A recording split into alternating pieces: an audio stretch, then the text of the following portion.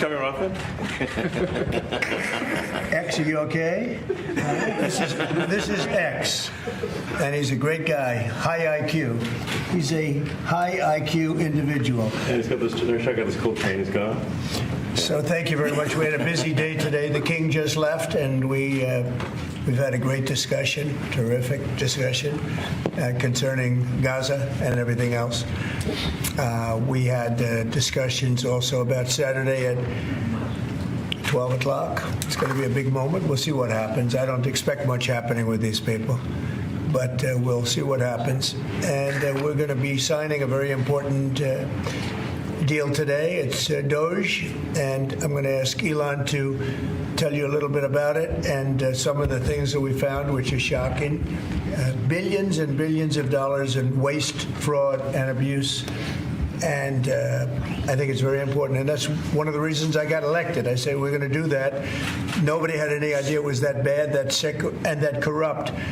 And it seems hard to believe that judges want to try and stop us from looking for corruption, especially when we found hundreds of millions of dollars worth, much more than that, in just a short period of time. And we want to weed out the corruption.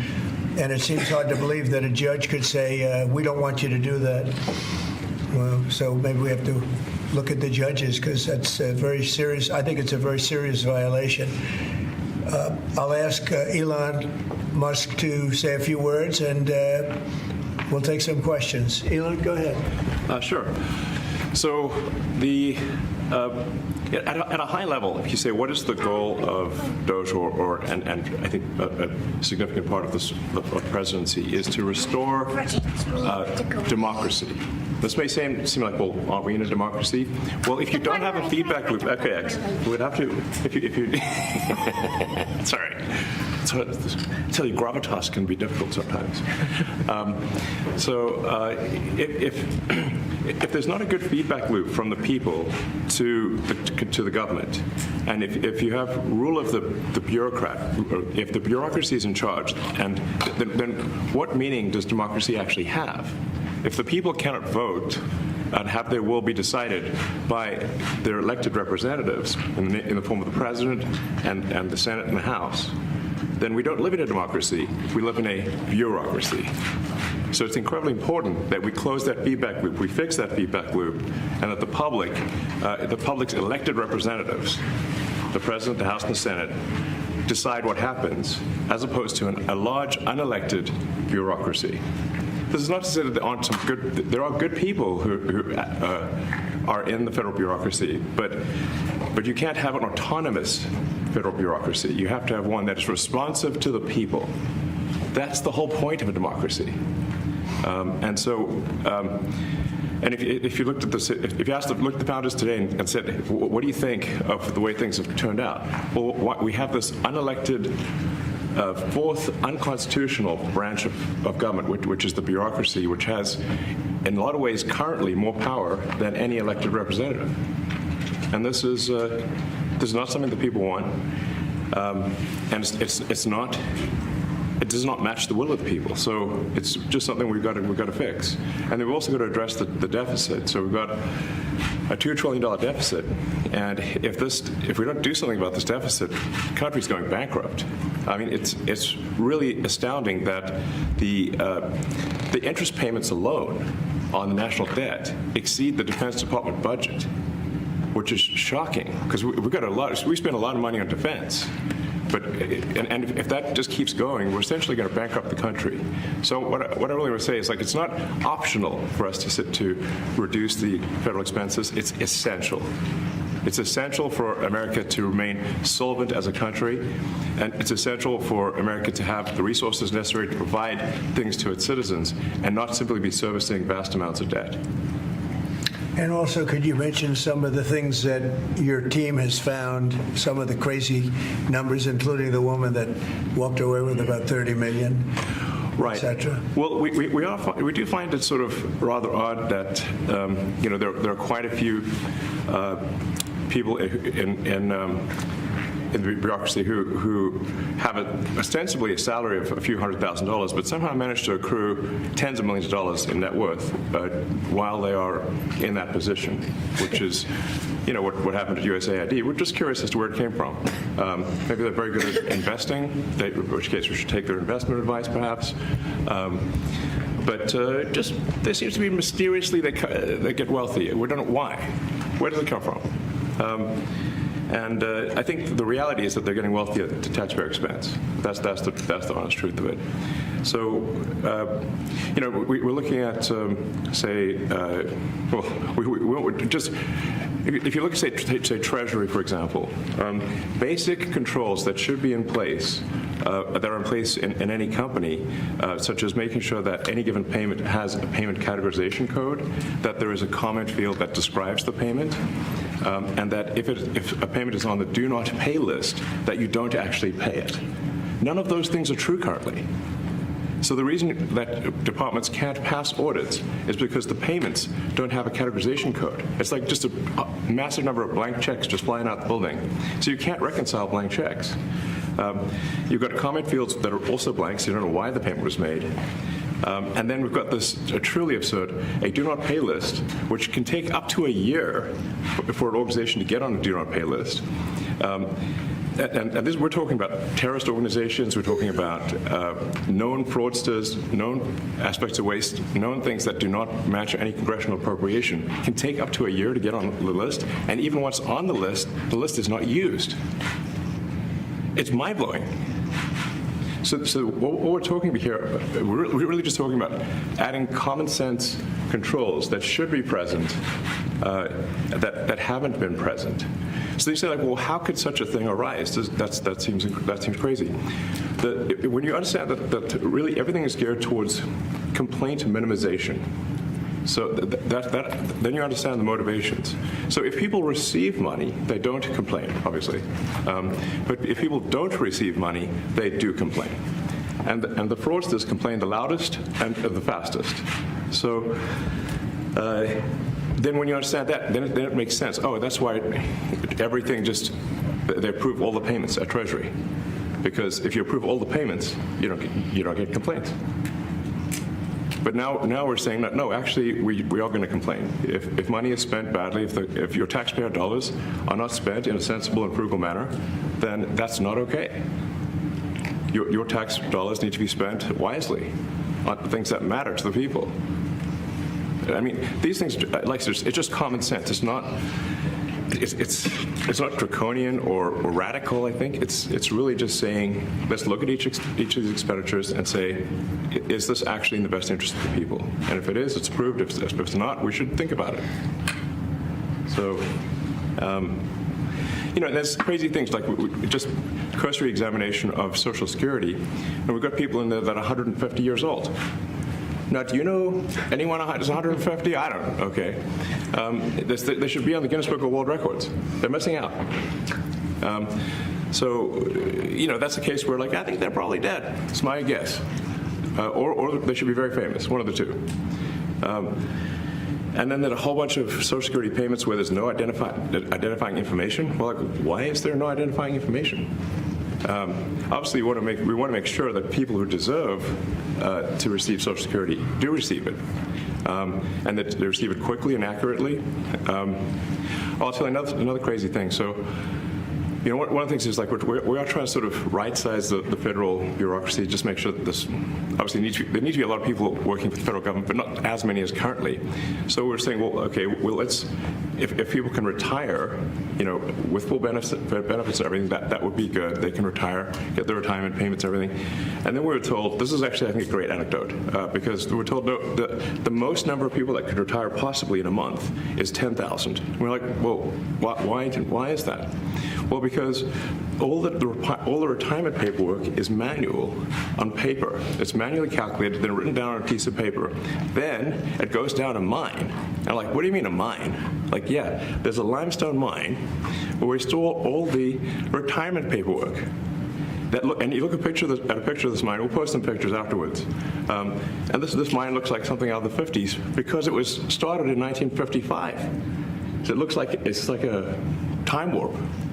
And then the speed, the limiting factor is the speed at which the mine shaft elevator can move determines how many people can retire from the federal government. And the elevator breaks down and then, sometimes, and then nobody can retire. Doesn't that sound crazy? There's like 1,000 people that work on this.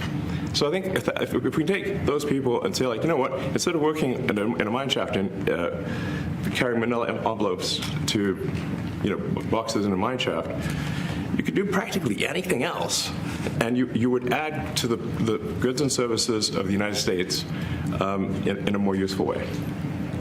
So anyway, so I think that's an example. Like at a high level, if you say, like, how do we increase prosperity? Is we get people to shift from roles that are low to negative productivity to high productivity roles. And so you increase the total output of goods and services, which means that there's a higher standard of living available for everyone. That's the actual goal. Everyone's very quiet. Are people normally this quiet? Your detractors, Mr. Musk. What? Including a lot of Democrats.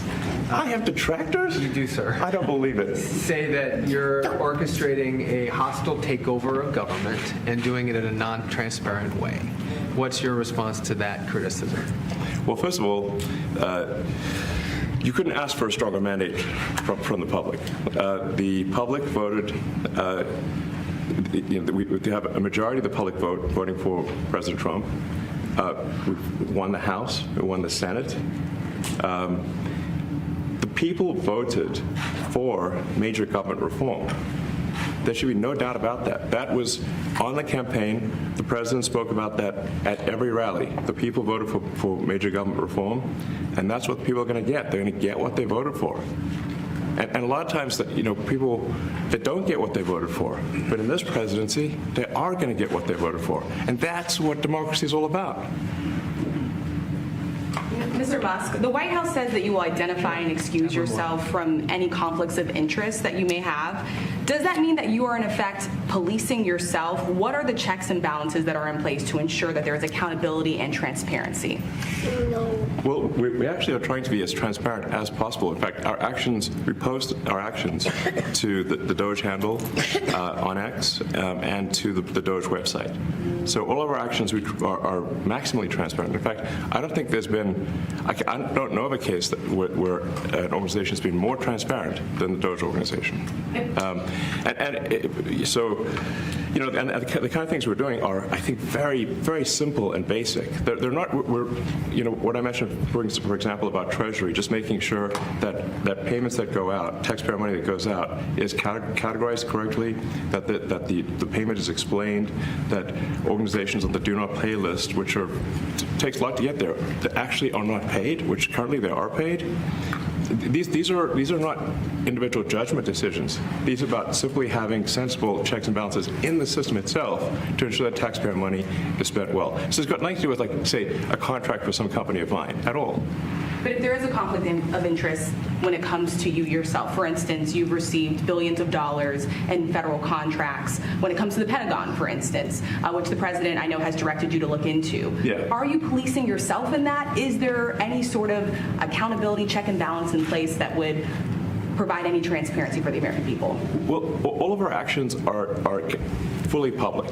So if you see anything, you say, like, wait a second, hey, Elon, that seems like maybe that's, there's a conflict there. It's not like people are going to be shy about saying that. They'll say it immediately. Including you yourself. Yes.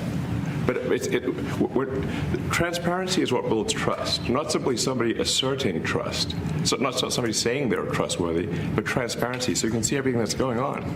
And then you can see, am I doing something that benefits one of my companies or not? It's totally obvious. And if we thought that, we would not let him do that segment or look in that area if we thought there was a lack of transparency or a conflict of interest. And we watch that also. He's a big businessman. He's a successful guy. That's why we want him doing this. We don't want an unsuccessful guy doing this.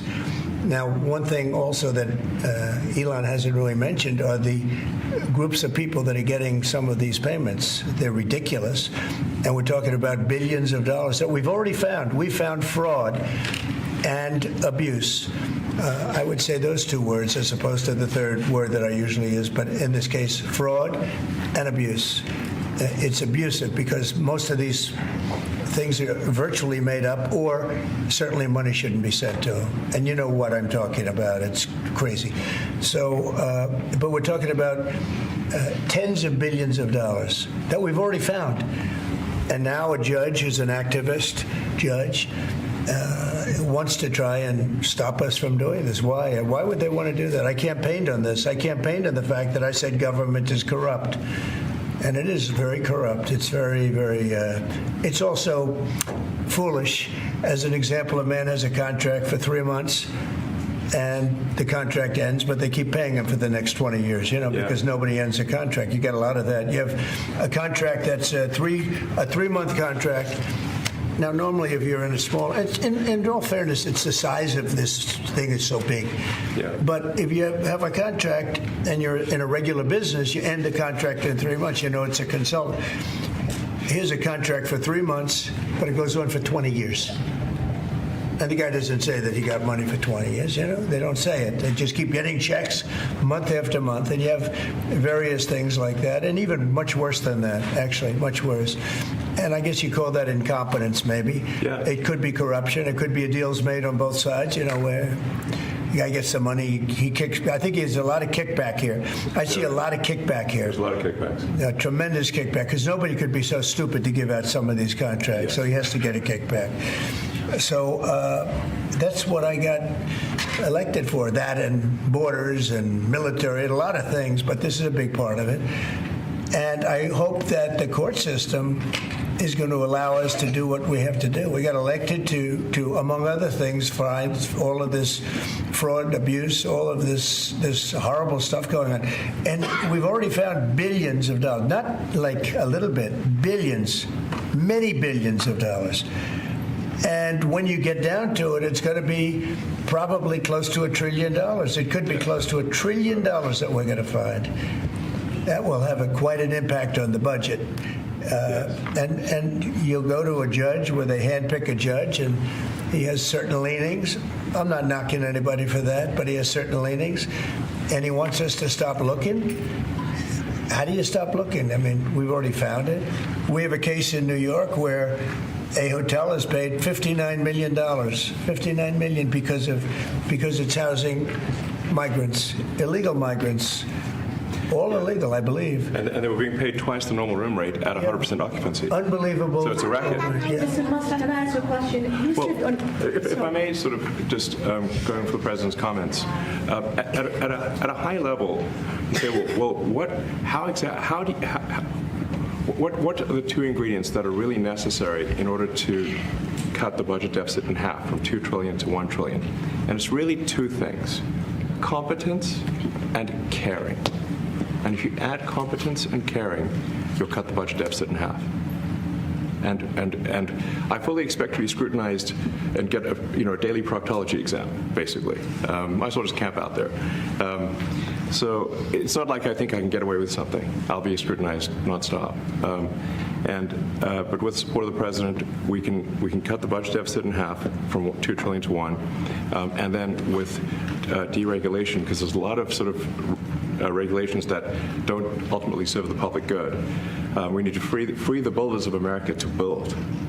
And if we do that, that means I think we can get the economic growth to be maybe 3-4%, maybe 5%. And that means if you can get $1 trillion of economic growth and you cut the budget deficit by $1 trillion, between now and next year, there is no inflation.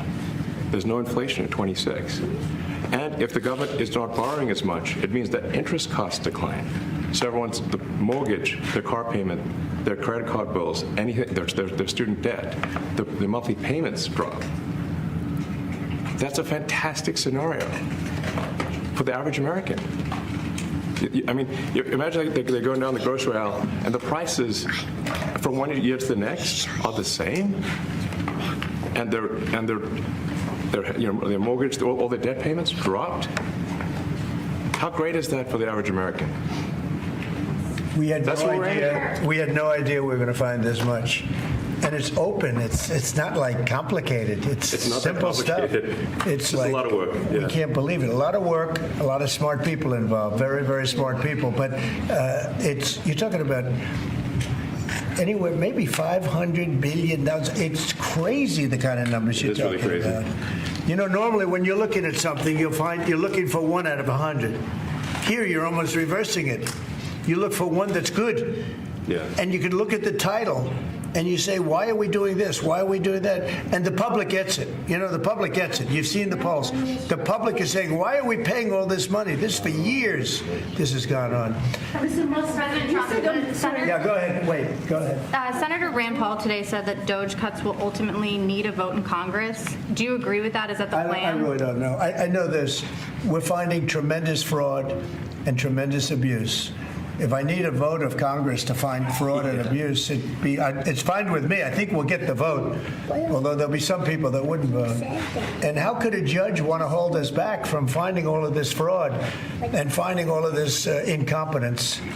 Why would that happen? Why would even Congress want to do that? Now, Congress, if we do need a vote, I think we'd get a very easy vote because we have a track record now. We've already found billions of dollars of abuse, incompetence, and corruption. A lot of corruption. If a judge does block one of your policies, part of your agenda, will you abide by that ruling? Will you comply Well, I with that always order? abide by the courts, and then I'll have to appeal it. But then what he's done is he slowed down the momentum, and it gives crooked people more time to cover up the books. You know, if a person's crooked and they get caught, other people see that, and all of a sudden it becomes harder later on. So, yeah, the answer is I always abide by the courts, always abide by them, and will appeal. But appeals take a long time, and I would hope that a judge, if you go into a judge and you show him, here's a corrupt situation, we have a check to be sent, but we found it to be corrupt.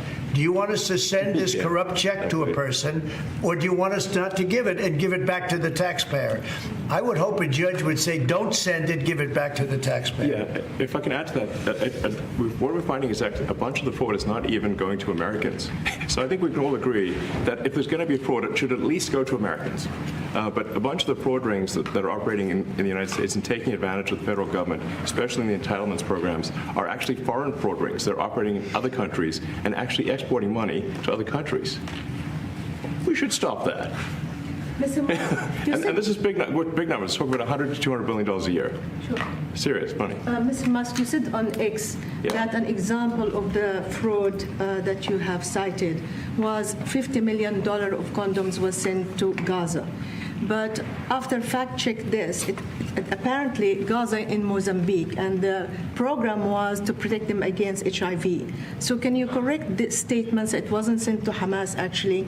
It was sent to Mozambique, which makes sense why condoms was sent there. Yeah. And how can we make sure that all the statements that you said were correct, so we can trust what you say? Well, first of all, some of the things that I say will be incorrect and should be corrected. So nobody's going to bat 1,000. I mean, we will make mistakes, but we'll act quickly to correct any mistakes. I'm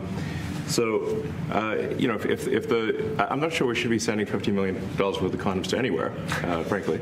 I'm not sure that's something Americans would be really excited about. And that is really an enormous number of condoms, if you think about it. If it went to Mozambique instead of Gaza, I'm like, okay, that's not as bad, but still, why are we doing that? Mr. Musk, can you talk a little bit about how closely you're working with agency heads as you're directing these cuts? Do they have how much input do agency heads have when you're making these decisions? Yeah, we work closely with the agency heads, yeah, so there are sort of checks in place. So it's not just us just going in and doing things willy-nilly. It's in partnership with the agency heads, and I check frequently with the president to make sure that this is what the president wants to have happen. So we talk almost every day, and I double check things to make sure, is this something, Mr. President, do you want us to do this? Then we'll do it. USAID has been one of your main targets. Are you concerned at all that some of the cuts or that shutting that agency altogether may lead to diseases or other bigger problems starting in other countries that then come to the United States? Yeah, so that's an interesting example. So that's something where we work closely with the State Department and Secretary Rubio. And we have, for example, turned on funding for Ebola prevention and for HIV prevention. Left that, you said? Yes, correct. And we are moving fast, so we will make mistakes, but we'll also fix the mistakes very quickly. So Do you see it as a worthy cause, USAID? I think that there's some worthy things, but overall, if you say what is the bang for the buck, I would say it was not very good. And there was far too much of what USAID was doing was influencing elections in ways that I think were dubious and do not stand the light of day. I can just ask a follow-up to the Pentagon contracts. If you have received billions of dollars in contracts from the Pentagon, and the president's directing you to look into the Department of Defense, is that which we a definitely need conflict to of do interest? and are going to do at the president's request. Does that present a conflict of interest for you? No, because you'd have to look at the individual contract and say, first of all, I'm not the one, filing the contract. It's people at SpaceX or someone who will be putting for the contract. And I'd like to say, if you see any contract where where it was awarded to SpaceX and it wasn't by far the best value for money for the taxpayer, let me know, because every one of them was. The president said the other day that you might look at treasuries. Could you explain that a little bit? What kind of fraud, and that question goes to both of you, what kind of fraud are you expecting to see or do you see right now in U.S. treasuries? Yeah, I think you mean the Treasury Department as opposed to Treasury bills. Or you also referenced treasuries on Air Force One the other night. Go ahead. Well, as I mentioned earlier, really the first order of business is to make sure we're actually collecting. Sorry for this. I thought my son might enjoy this, but he's sticking his fingers in my ears and stuff. So it's a bit hard to hear sometimes. Hey, stop that. The stuff we're doing with the Treasury Department is so basic that you can't believe it doesn't exist already. So for example, like I mentioned, just making sure that when a payment goes out, it has to have a payment categorization code. It's like, what type of payment is this? You can't just leave the field blank. Currently, many payments, the field is left blank. And you have to describe what's the payment for, some basic rationalization. That also is left blank. So this is why the Pentagon, when's the last time the Pentagon passed an audit? I mean, a decade ago, maybe? Ever? Really? And we want to just, in order to actually pass audits, you have to have financial information that allows you to trace the payments. And once in a while, the Treasury has to pause payments if it thinks the payment is going to a fraudulent organization. If a company or an organization is on a do not pay list, we should not pay it. I'm sure you would agree. It's like if it's quite hard to get on that payment, the do not pay list, it means that this is someone that is just, it's like dead people, terrorists, known fraudsters, that kind of thing. We should not pay them. But currently we do, which is crazy. We should stop that. Many transactions. And by the way, hundreds, thousands of transactions like that. We have a big team. And for the sake of the country, I hope that the person that's in charge and the other people that report to me that are in charge are allowed to do the right thing, namely make sure everything's honest, legitimate, and competent. But we're looking at just, when you look at USAID, that's one. We're going to look at the military. We're going to look at education. They're much bigger areas. But the USAID is really corrupt. I'll tell you, it's corrupt. It's incompetent, and it's really corrupt. And I can't imagine a judge saying, well, it may be corrupt, but you don't have the right. You got elected to look over the country and to, as we say, make America great again, but you don't have the right to go and look and see whether or not things are right that they're paying or that things are honest that they're paying. And nobody can even believe this. Other people, law professors, they've been saying, how can you take that person's right away? You're supposed to be running the country, but we're not allowed to look at who they're paying it to and what they're paying. We have massive amounts of fraud that we caught. I think we probably caught way over a lot of billions of dollars already in, what, 2 weeks? Yes. And it's going to go to numbers that you're not going to believe. And much, as I said, much is incompetence and much is dishonesty. We have to catch it. And the only way we're going to catch it is to look for it. And if a judge is going to say you're not allowed to look for it, that's pretty sad for our country. I don't understand how it could even work. On the buyout program, can you personally guarantee that... Which one? The buyout program, the offer to federal workers. Can you personally guarantee that the workers who opt in to resign now will be paid through September? They'll get their money, but they're getting a good deal. They're getting a big buyout. And what we're trying to do is reduce government. We have too many people. We have office space. It's occupied by 4%. Nobody's showing up to work because they were told not to. And then Biden gave them a 5-year pass, some of them, 48,000 of them, gave them a 5-year pass, that for 5 years you don't have to show up to work. And let me tell you, this is largely, much of this stuff is because of Biden. It's his fault. He allowed this country, what he did on our border. What he did on our border is almost not as bad as what he did with all of these contracts that have come out. It's a very sad day when we look at it. I can't even believe it. But many contracts just extend, and they just keep extending, and there was nobody there to correct it. And that cannot be, I can't imagine that could be held up by the court. Any court that would say that the president or his representatives, like Secretary of the Treasury, Secretary of State, whatever, doesn't have the right to go over their books and make sure everything's honest. I mean, how can you have a country? You can't have anything that way. You can't have a business that way. You can't have a country that way. Hey, thank you very much, everybody. Thank you. Thank you, press. Thank you, press. Head out. Coming back tonight. Mark Fogel will be at the White House tonight at about 10 o'clock. If you want to come over, you can say hello to him. Did you guys get anything in return? Not much. No, they were very nice. We were treated very nicely by Russia, actually. I hope that's the beginning of a relationship where we can end that war and millions of people can stop being killed. They've lost millions of people. They lost, in terms of soldiers, probably 1.5 million soldiers in a short period of time. We got to stop that war. And I'm interested primarily from the standpoint of death. We're losing all those soldiers. And they're not American soldiers. They're Ukrainian and Russian soldiers. But you're probably talking about 1.5 million. I think we got to bring that one to an end. Okay? Thank you. Thank you very much.